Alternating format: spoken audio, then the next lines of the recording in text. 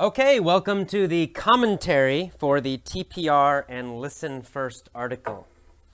This is a very interesting article. I'm very fascinated with TPR. TPR is a fantastic technique for teaching languages. It is especially great for low beginners. Now, you can use it for many different levels, but if you have somebody who has zero language, zero English, zero Japanese, they want to learn the language, and they know nothing, TPR is a great way to start them learning. In fact, I think it's the best way that I know to start them learning. TPR has a lot of great research about it, around it.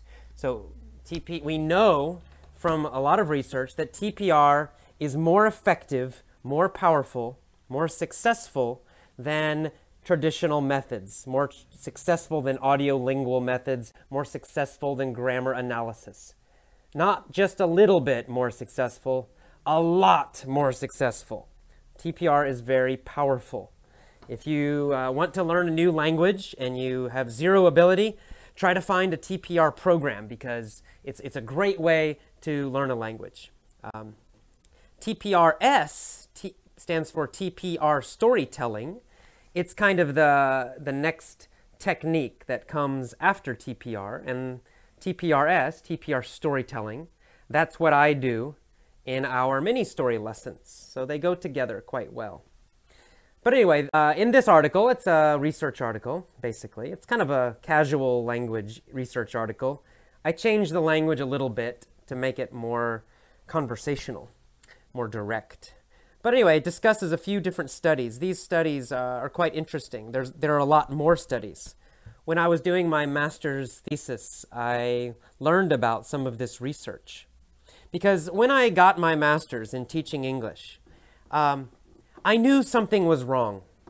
I had already been a teacher. I had been teaching English several years before my master's degree. I had also tried to learn Japanese. I'd tried to learn Italian.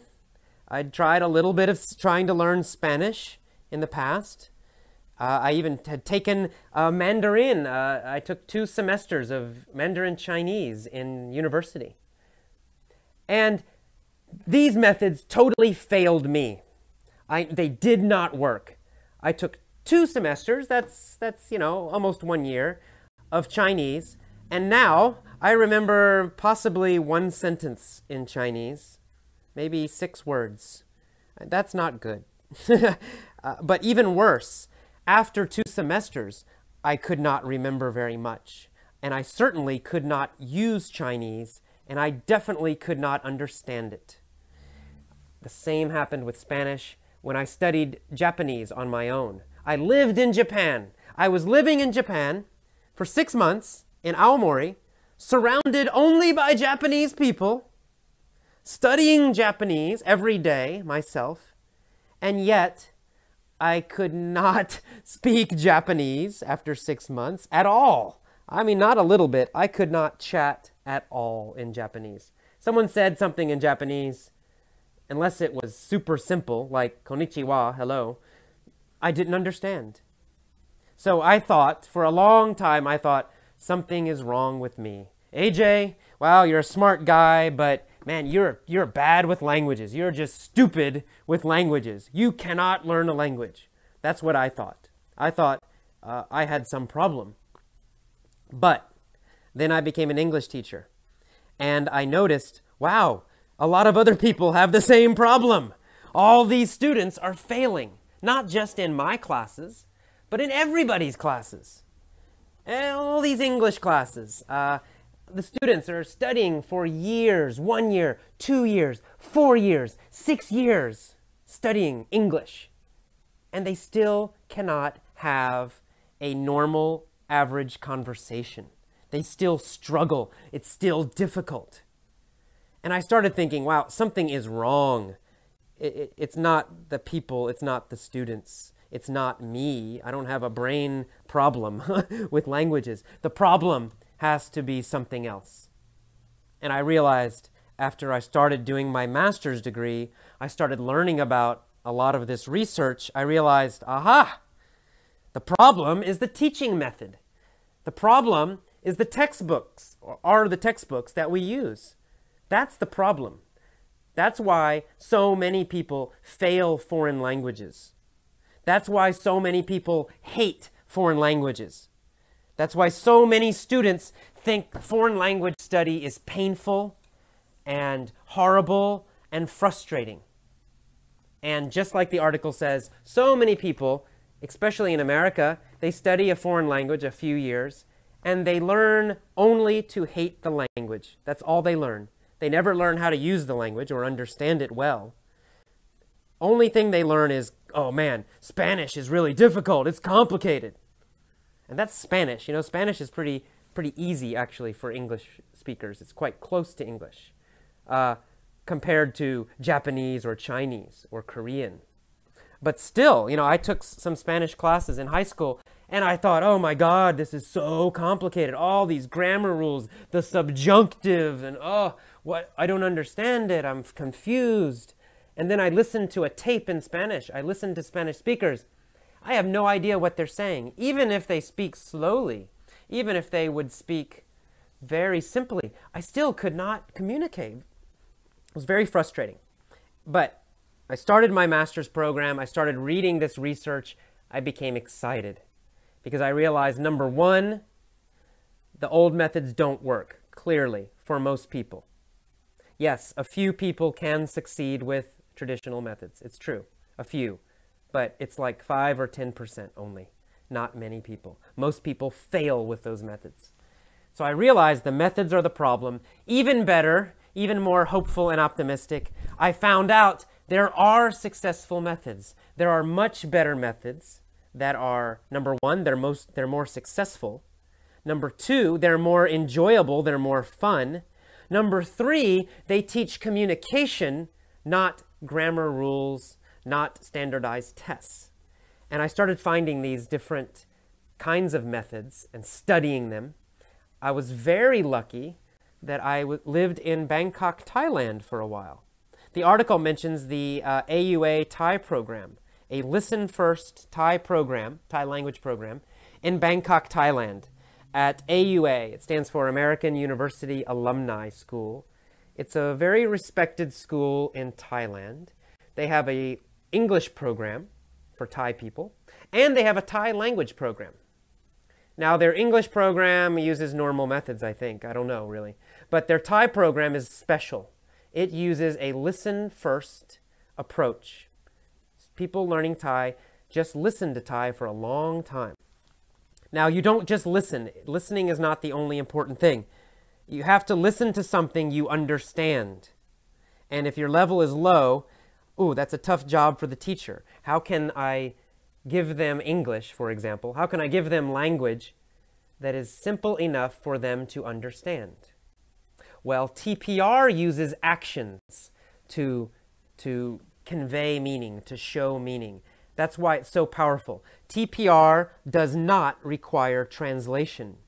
I can teach English with TPR with no translation. I do not need to know the student's language.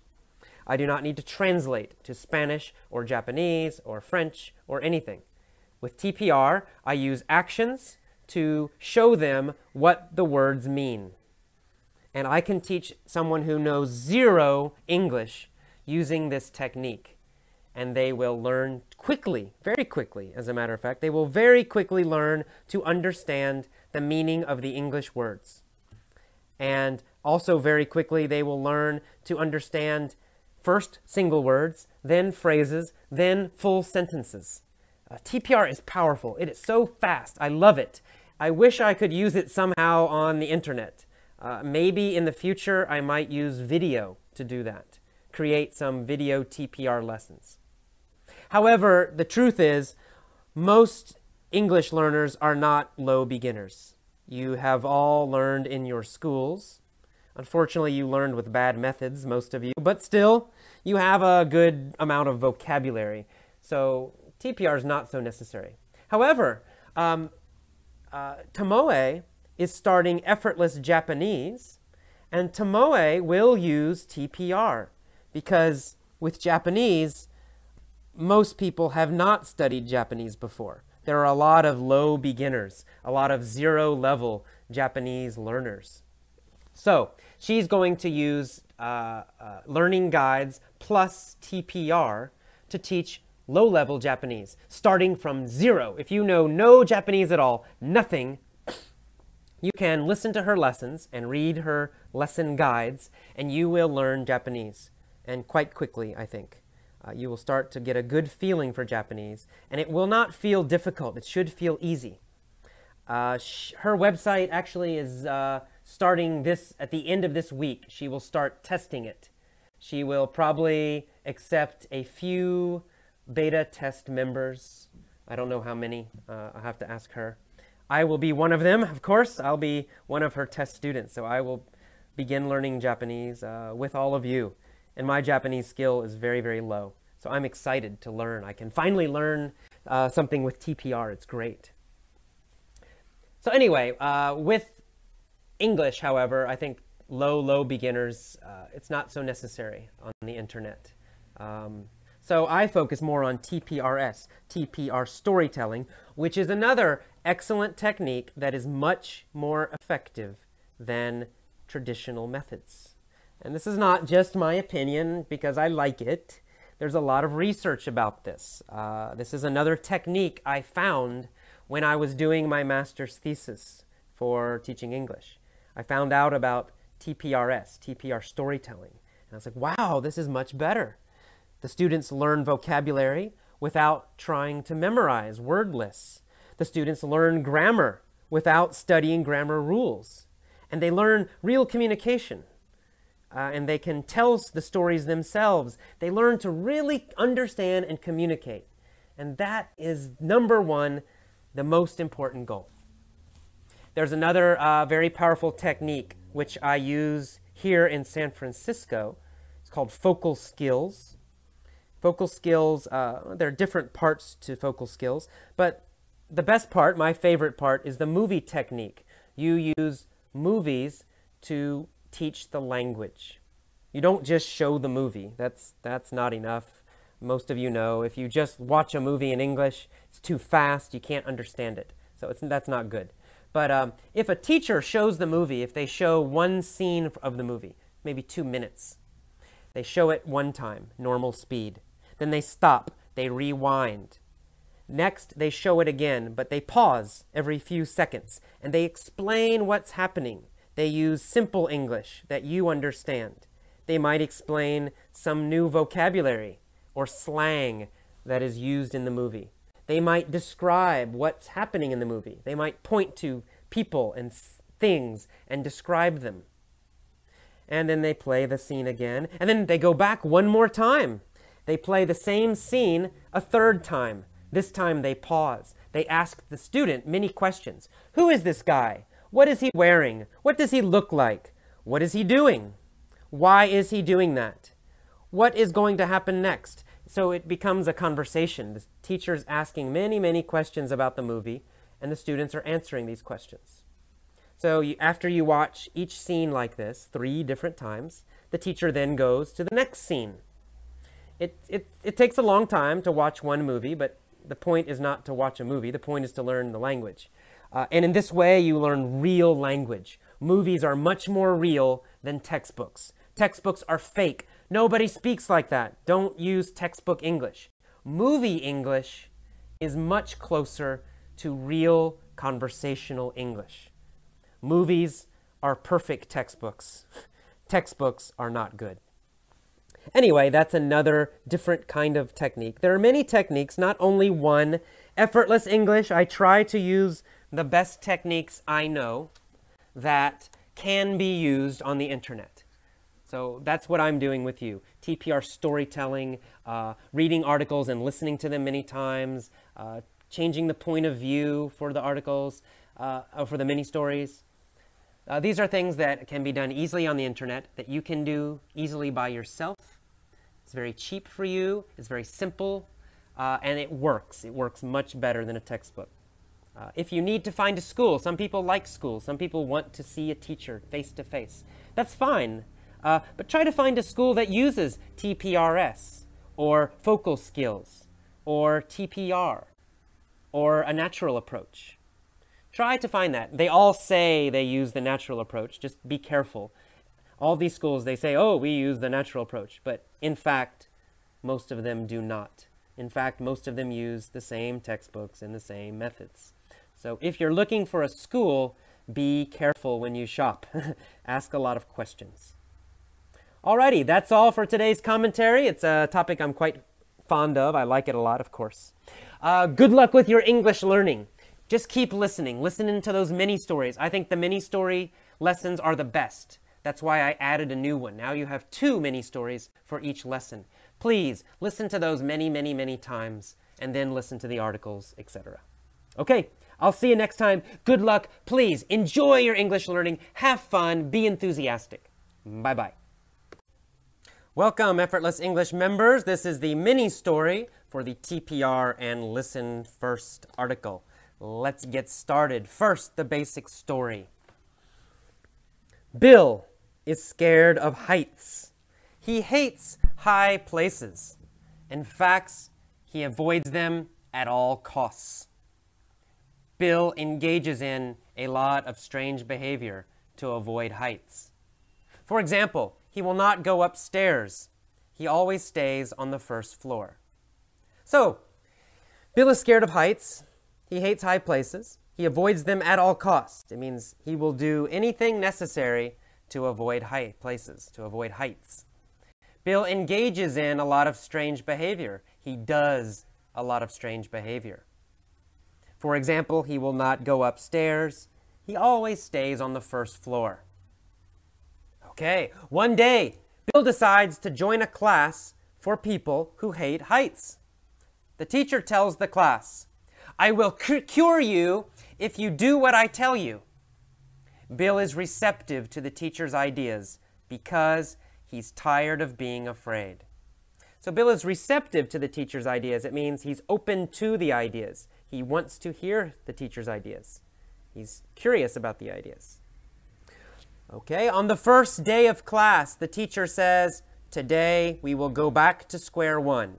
We will start by climbing just 2 stairs." All right, the teacher says we'll go back to square one. It means back to the beginning, back to the most simple step, the first step. We will start by climbing only 2 stairs. This is very, very simple, right? The next day, however, they climb 5 stairs. And the next day, they climb 20 stairs. As they climb, the teacher yells, "You are strong! You can do it!" Bill internalizes these messages. Okay, Bill lets these messages, "You are strong, you can do it," they go deep into his mind. They go deep into his heart, deep into his feelings. He believes these messages. "You can do it, you are strong." So, Bill feels brave. However, other students drop out of the class like flies. But Bill stays. So other students drop out of the class like flies. They leave the class in large numbers very quickly. So in the beginning, the class is big, 100 students. But by the end of the class, maybe only 3 or 4.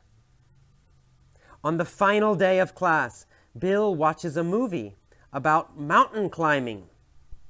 The movie approximates the experience of being on a mountain. The movie approximates the experience of being on a mountain. It's not the same as being on a mountain, really being on a mountain, but it's close to the experience. It's a similar experience. Watching the movie on a big screen, he feels like he's on a tall mountain, but he's not really. It approximates the experience of being on a mountain. But Bill feels no fear during the movie. He's not afraid watching the movie. The class worked. Bill is no longer afraid of heights. He leaves and immediately climbs Mount Everest. Okay, back to the beginning. Bill is scared of heights. He hates high places. In fact, he avoids them at all costs. Does Bill avoid the tall places at all costs? Yes, of course. He avoids them at all costs? Will Bill do anything to avoid high places? Yes, that's right. He avoids them at all costs. He will do anything to avoid high places. Will he avoid water at all costs? No. He doesn't avoid water at all costs. What does he avoid at all costs? Well, he avoids heights at all costs. He avoids high places at all costs. Bill engages in a lot of strange behavior to avoid heights. Does Bill engage in strange behavior to avoid water?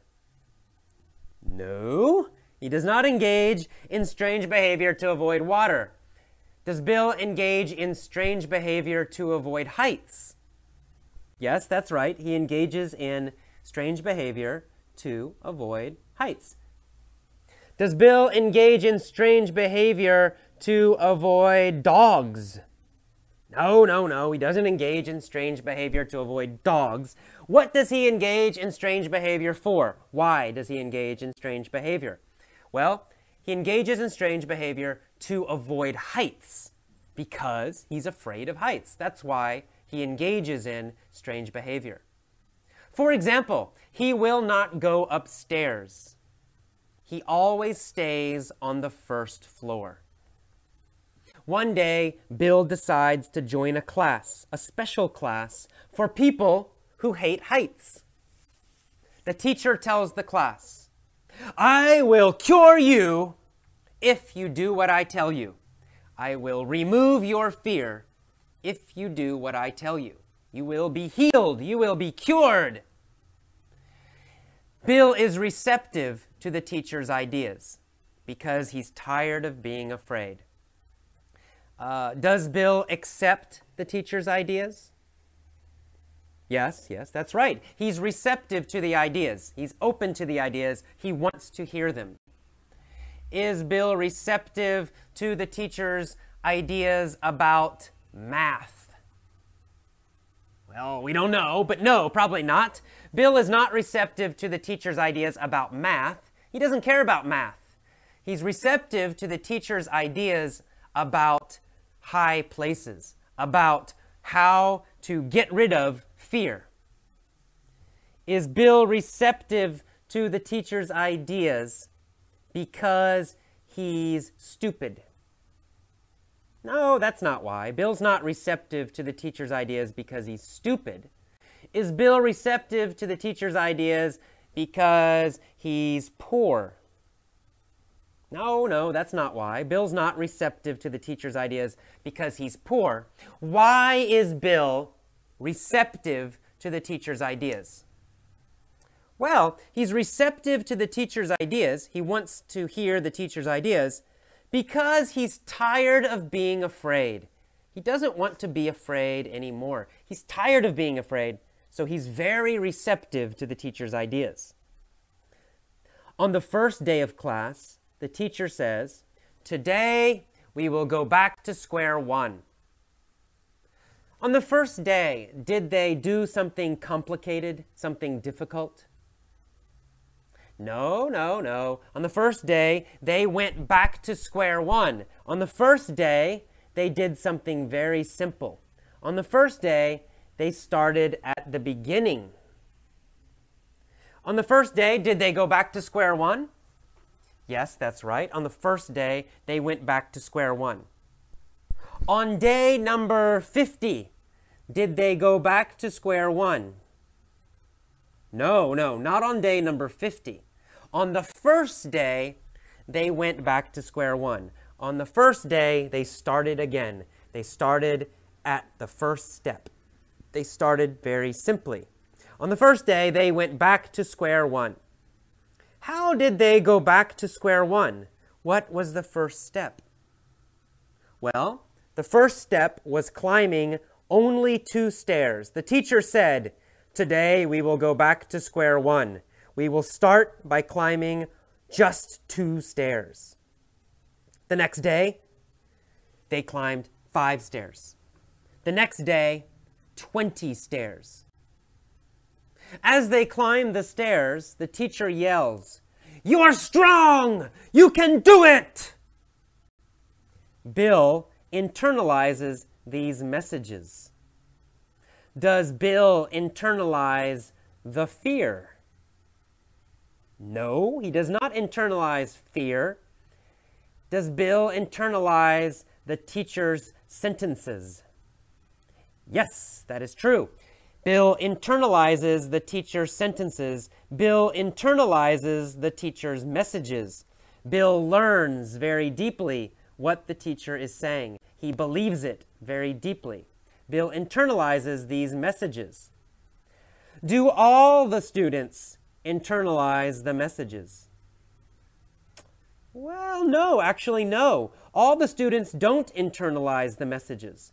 Bill internalizes the messages, but other students drop out of the class like flies, right? Other students quit. In fact, many students quit. So all students do not internalize the messages, but Bill does. Bill learns them very deeply. He believes them deeply. Bill internalizes the messages. You are strong. You can do it.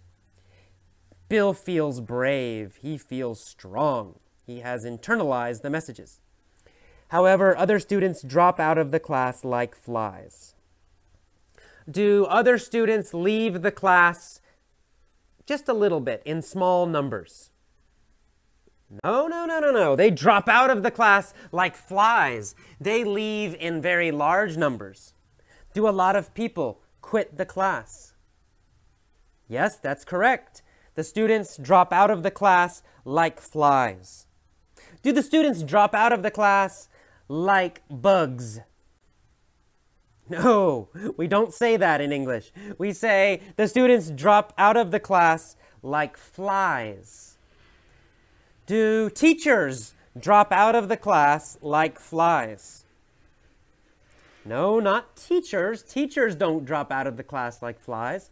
There's only one teacher, and he does not quit. The students drop out of the class like flies. All right. On the final day, however, Bill stays, and on the final day, Bill watches a movie about mountain climbing. The movie approximates the experience of being on a mountain. Does the movie approximate the experience of swimming?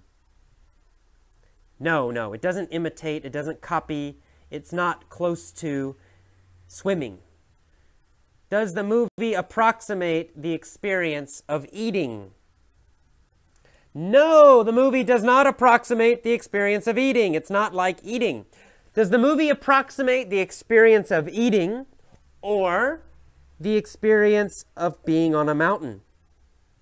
Well, of course, it's the second one. The movie approximates the experience of being on a mountain. Is the movie similar to being on a mountain? Is it a similar feeling? Yeah, that's right, it is. It's a similar feeling. The movie it gets close to, it approximates the experience of being on a mountain. Bill watches the movie, but he feels no fear. Bill is not afraid when he watches the movie. The class worked. The class was successful. Bill is no longer afraid of heights. He's not afraid. So what does he do? He immediately leaves the class. He buys a plane ticket to Nepal, and he climbs Mount Everest. It's a happy story. Okay, one more time, quickly, just repeat some key phrases after me. Bill is scared of heights. He hates high places. In fact, he avoids them at all costs. He avoids them at all costs. Bill engages in a lot of strange behavior. Bill engages in a lot of strange behavior. For example, he will not go upstairs. He always stays on the first floor. But one day, Bill decides to join a special class for people who hate heights. The teacher tells the class, "I will cure you if you do what I tell you." Bill is receptive to the teacher's ideas. Bill is receptive to the teacher's ideas. Good. He's receptive because he's tired of being afraid. On the first day of class, the teacher says, "Today we will go back to square one." Today we will go back to square one. Good. We will start by climbing only 2 stairs. But the next day, they climb 5 stairs. And the next day, they climb 20 stairs. As they climb, the teacher yells, "You are strong! You can do it!" Bill internalizes these messages. Good. Bill internalizes these messages. Okay, good. However, other students drop out of the class like flies. Good. However, other students drop out of the class like flies. Good. But Bill stays. On the final day, Bill watches a movie about mountain climbing. The movie approximates the experience of being on a mountain. Good. The movie approximates the experience of being on a mountain.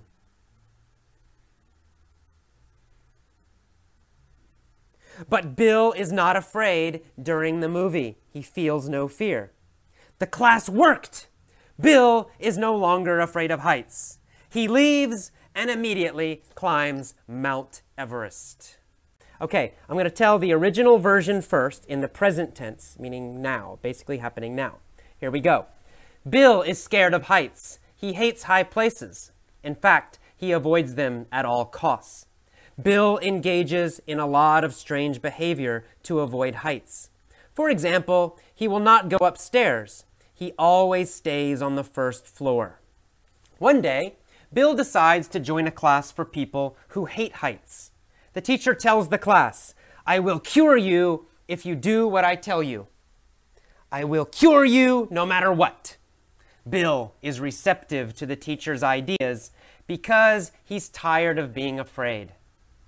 On the first day of class, the teacher says, "Today we will go back to square one. We will start by climbing just 2 stairs." But the next day, they climb 5 stairs. And the next day, they climb 20. As they climb, the teacher yells, "You are strong! You can do it!" Bill internalizes these messages. He feels strong and brave. However, other students drop out of the class like flies. But Bill stays. On the final day, Bill watches a movie about mountain climbing. The movie approximates the experience of being on a mountain. But Bill feels no fear. He's not afraid during the movie. The class worked. Bill is no longer afraid of heights. He leaves immediately, gets a plane ticket, and then climbs Mount Everest. Okay, very good. That was in the basic present tense happening now. Let's change this a little bit. Let's begin the story with 8 years ago. 8 years ago, Bill was scared of heights. He hated high places. In fact, he avoided them at all costs. Bill engaged in a lot of strange behavior to avoid heights. For example, he would not go upstairs. He would always stay on the first floor. One day, Bill decided to join a class for people who hate heights. The teacher told the class, "I will cure you if you do what I tell you." Bill was receptive to the teacher's ideas because he was tired of being afraid. On the first day of class, the teacher said, "Today we will go back to square one. We will start by climbing just 2 stairs." But on the next day, they climbed 5 stairs. And on the next day, they climbed 20. As they climbed, the teacher yelled, You are strong! You can do it! Bill internalized these messages. He felt brave. However, other students dropped out of the class like flies. But Bill stayed. On the final day, Bill watched a movie about mountain climbing. The movie approximated the experience of being on a mountain. But Bill felt no fear during the movie. The class had worked. Bill was no longer afraid of heights. He left and immediately climbed Mount Everest. Okay, fantastic, great. Well, that's the normal past tense for any of you who do know the grammar words. Let's try it again. This time, let's begin the story with since 2003. Since the year 2003. Ooh, a little more difficult. Let's give it a try. Let's see if I can do it quickly. It's not so easy. Here we go. Since 2003, Bill has been scared of heights. He has hated high places. In fact, he has avoided them at all costs. Bill has engaged in a lot of strange behavior to avoid heights. For example, he has not been able to go upstairs. He has always stayed on the first floor. But one day, Bill decided to join a class for people who hate heights. Whoa, notice I switched now. Now we're talking about one day. Right? In the first paragraph, it's something that started in 2003 and continued until now. Bill has been scared of heights. He has hated high places. But now, one day is our clue. One day it changes, right? Now we're talking about one specific thing, one specific time, and it's in the past. It happened already. One day, Bill decided to join a class for people who hate heights. The teacher told the class, "I will cure you if you do what I tell you." Bill was receptive to the teacher's ideas because he was tired of being afraid. On the first day of class, the teacher said, "Today we will go back to square one. We will start by climbing just 2 stairs." The next day, they climbed 5 stairs. And the next day, they climbed 20. As they climbed, the teacher yelled, "You are strong! You can do it!" Bill internalized these messages. He felt brave. However, other students dropped out of the class like flies. Bill stayed. On the final day, Bill watched a movie about mountain climbing. The movie approximated the feeling, the experience of being on a mountain. But Bill felt no fear during the movie. The class had worked. Bill was no longer afraid of heights. He left and immediately climbed Mount Everest. Okay, so very good, very, very nice. Notice in that story, only the introductory paragraph, the introduction, the first paragraph, it changed. The rest of the story was normal past. Let's try the future. Dun, dun, dun. In the year 2020. You ready? In the year 2020. In the year 2020, there will be a guy named Bill. Bill will be scared of heights. He will hate high places. In fact, he's going to avoid them at all costs. Bill will engage in a lot of strange behavior to avoid heights. For example, he won't go upstairs. He'll always stay on the first floor. One day, Bill is going to decide to join a class for people who hate heights. The teacher will tell the class, "I will cure you if you do what I tell you." Bill will be receptive to the teacher's ideas because he's going to be tired of being afraid. On the first day of the class, the teacher is going to say, "Today, we will go back to square one. We will start by climbing just 2 stairs." The next day, they will climb 5 stairs. The next day, they will climb 20. As they climb, the teacher is going to yell, "You are strong! You can do it!" Bill will internalize these messages. He will feel brave. He will feel strong.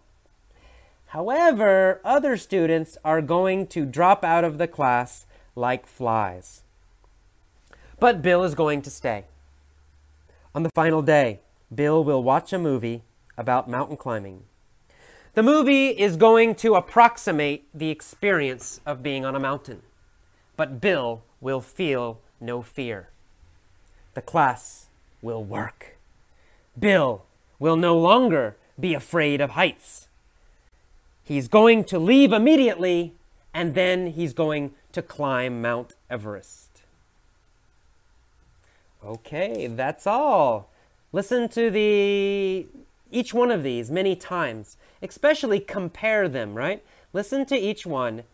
When you talk about verb tenses, switching verb tenses in English, pay attention to, concentrate on clues, introductory words or phrases. Certain phrases, certain words tell you when to switch. For example, one day. One day Bill decided, right? One day was a clue. It told me, now it's one specific day. Maybe I need to change, especially talking about the past. Or 8 years ago. Now we know it was in the past and it's already finished. That tells us what to do. Or since 2003.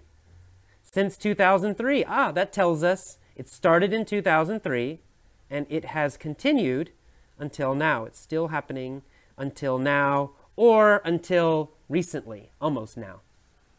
In 2020, that tells us it's in the future. So notice those phrases in each of these versions of the story. Listen to each version many times. You will begin to learn the grammar effortlessly without studying grammar, without trying to memorize it.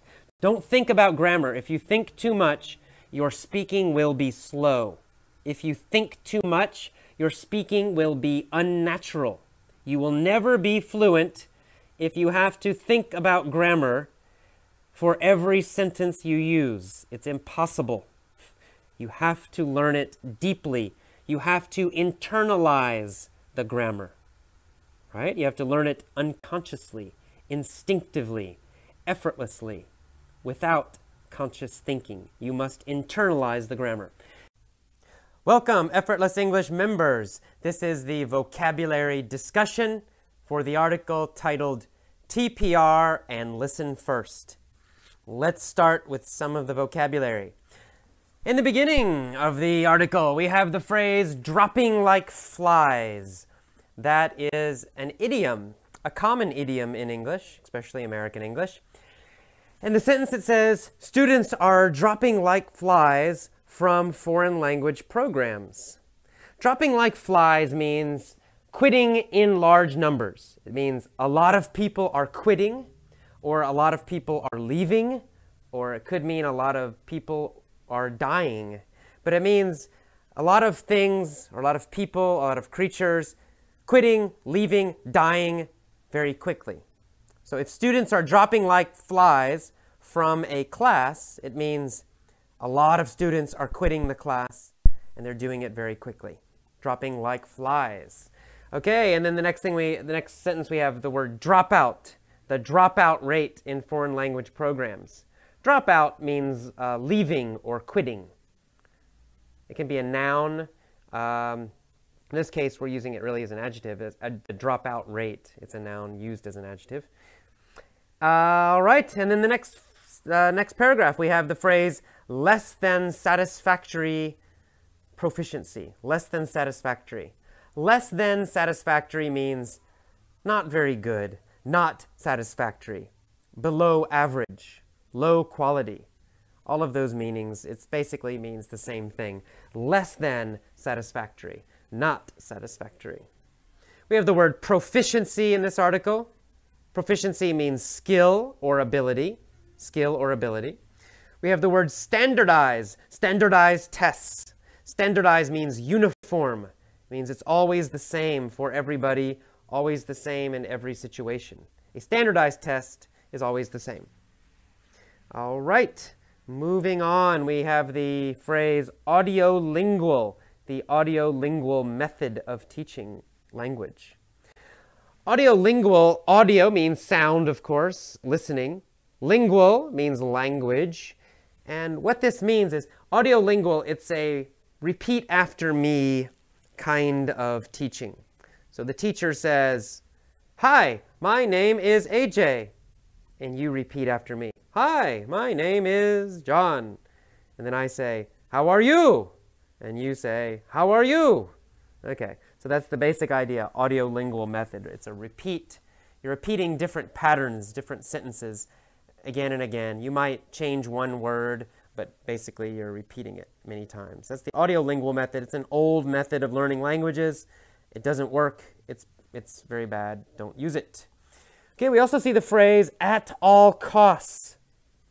At all cost is a common idiom. Say, most students learn to avoid foreign languages at all costs. At all costs means you will do something no matter how difficult it is, no matter what the cost, right? I must have a new iPod at all costs. It means I will pay any amount of money for a new iPod. It doesn't matter. I will do anything. I will pay any amount to get an iPod. I will do it at all costs. So in this case, negative. Most students want to avoid foreign language at all costs. They will do anything to avoid foreign language. And that's definitely true of Americans, true of many people. All right. We see the word approaches. We've had that in many articles. Approaches in this case means methods. Methods. And we say some different approaches came into wide use after World War II. Wide use, came into wide use, means used a lot of use. So after World War II, the audiolingual method, repeat after me, and the grammar analysis method, which means memorizing grammar rules, those two methods became very popular after World War II, and they both suck. They're both bad. They're not good methods. They don't work. They're not very effective. Yes, some people can succeed using them, but most people cannot, and most people hate them. All right, so we see the phrase engaging in. Students engage in practice drills. To engage in means to do. To engage in means to do. So engaging in means doing. All right. Pattern practice drills means repeating the same sentence many times. Repeating the same sentence pattern. Right? A pattern is something that repeats.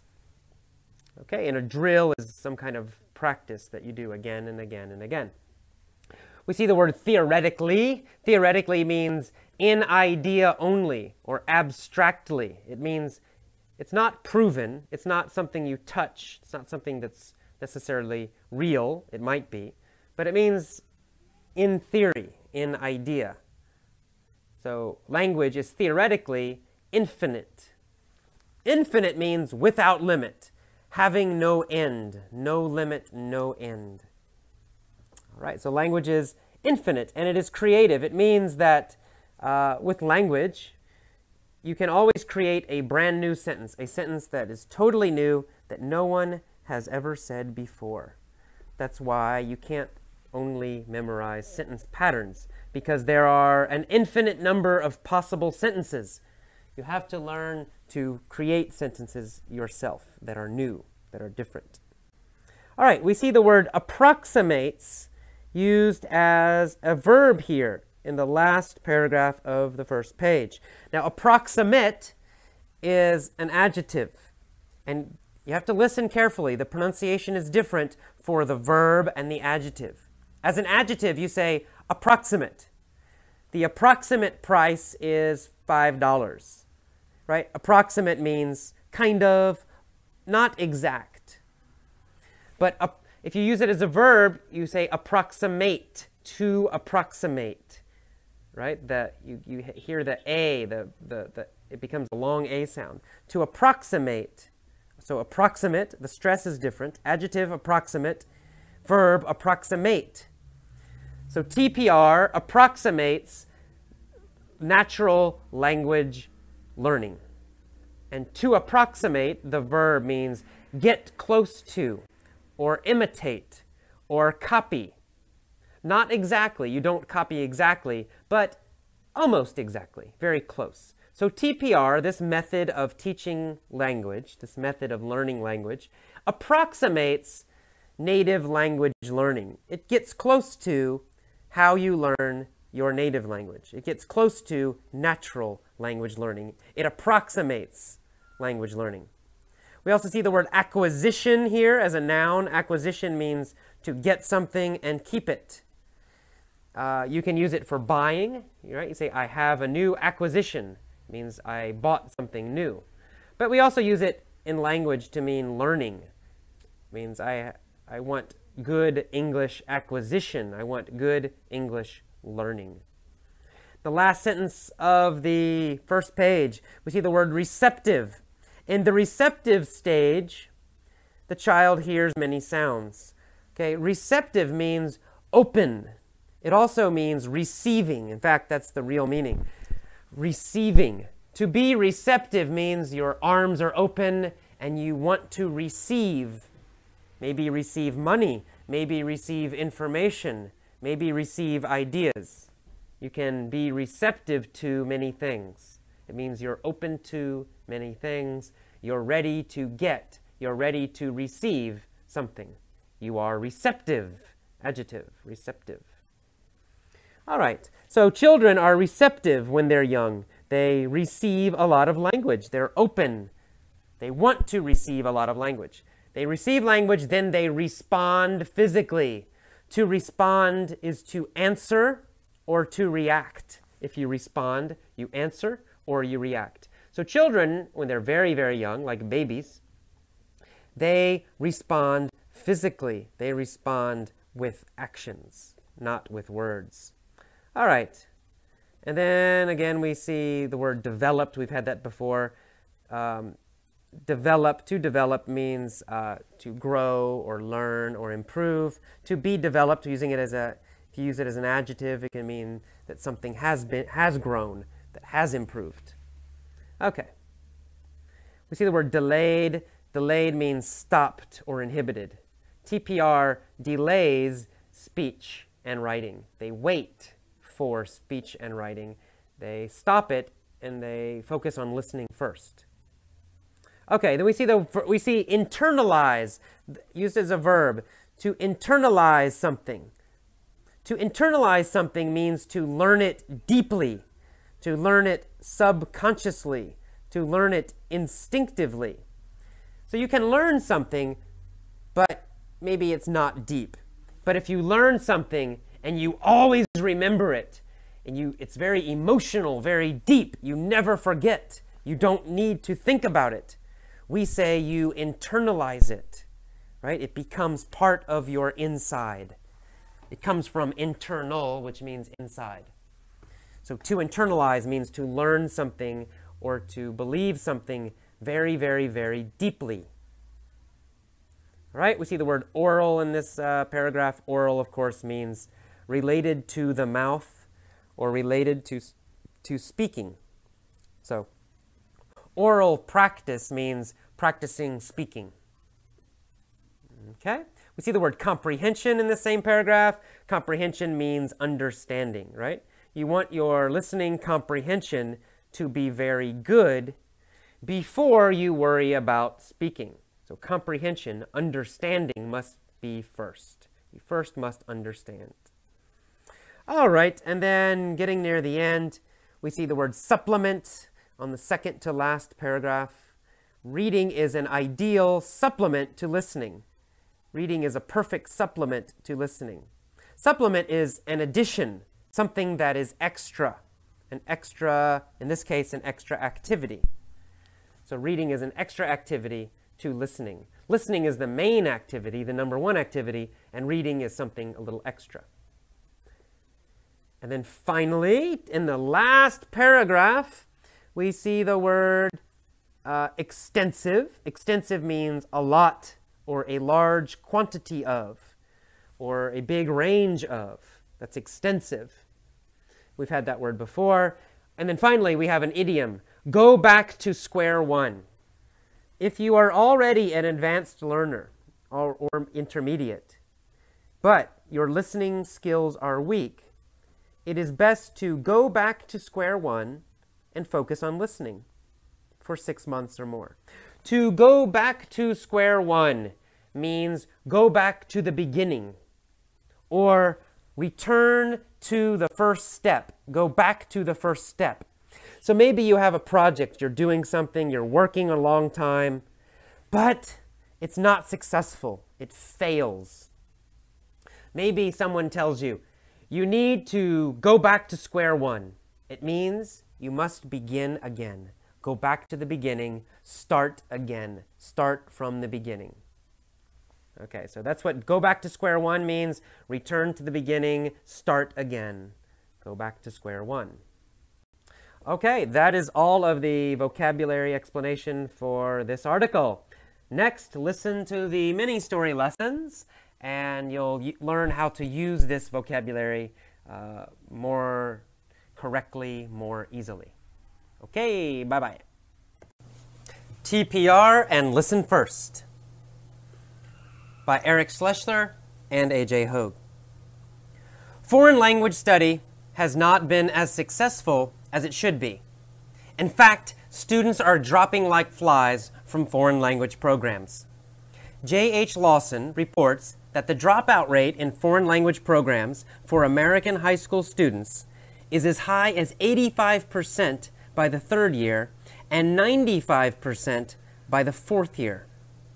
Another study by John B. Carroll found that students who had studied for 2 years had a less than satisfactory proficiency as measured by standardized tests, which means that the first 2 years did not allow the student to become proficient enough to hold a conversation in the language.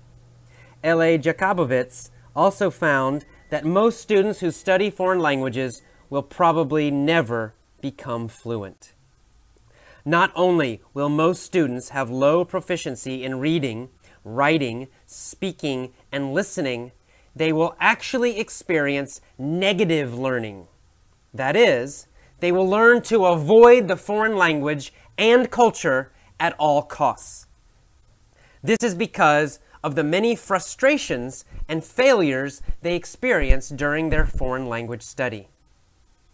Perhaps the major reason for the lack of success of foreign language programs is the method used. The audiolingual and grammar analysis methods are popular approaches that came into wide use after World War II. These methods consist of memorizing grammar rules and dialogues and engaging in pattern practice drills. These methods do not produce communicative skill because language is creative and therefore theoretically infinite. Consequently, it is logical to conclude that since language has infinite possibilities, the methods of language instruction should teach the student to communicate creatively. A number of powerful methods have been effective doing just that. These include TPR, TPRS, focal skills, ALG, automatic language growth, the natural approach, and the effortless way. The first of these, TPR, was created by Dr. James Asher. TPR stands for Total Physical Response. Learning a language through TPR approximates the acquisition of your native language. This acquisition follows the order of listening first and then speaking. Finally, the learner learns to read and write. In the receptive listening stage, the child hears different sounds, such as pick up your truck or drink your water. As the child hears these sounds, they physically respond. After a period of perhaps 12 to 18 months, the child begins to speak. At this point, understanding is far in advance of speaking, and it will remain that way for many, many years. In the acquisition of the first language, therefore, listening is the first skill to be developed, followed by speaking. It seems reasonable, obviously, that foreign language learning should approximate first language learning. In TPR, speech and writing are delayed until comprehension has been extensively internalized. Research by Valerian Potovsky supports the theory that delaying speech is beneficial. The results of his research show that overall proficiency in Russian was significantly better when oral practice was delayed at the beginning of language instruction, until comprehension of spoken Russian was extensively internalized. This learning method is often called a listen-first approach. It has also been used successfully by the Thai language program at the American Alumni University School in Bangkok, Thailand. In sum, research and educational experience show that traditional grammar analysis methods fail up to 95% of the students who are taught using them. Natural methods, especially those that use a listen-first approach, are much more powerful and effective. Therefore, when learning English or any other foreign language, focus most of your energy on listening until you can quite easily understand native speakers using the language. Only after that should you change your focus to speaking or writing. As for reading, it is an ideal supplement to listening activity, as long as listening remains the major focus. If you're an intermediate or advanced learner, but feel that your listening skills are weak, it is best to go back to square one and focus on listening for 6 months or more, until you can understand native speakers well. Then you can return to extensive reading, writing, and speaking.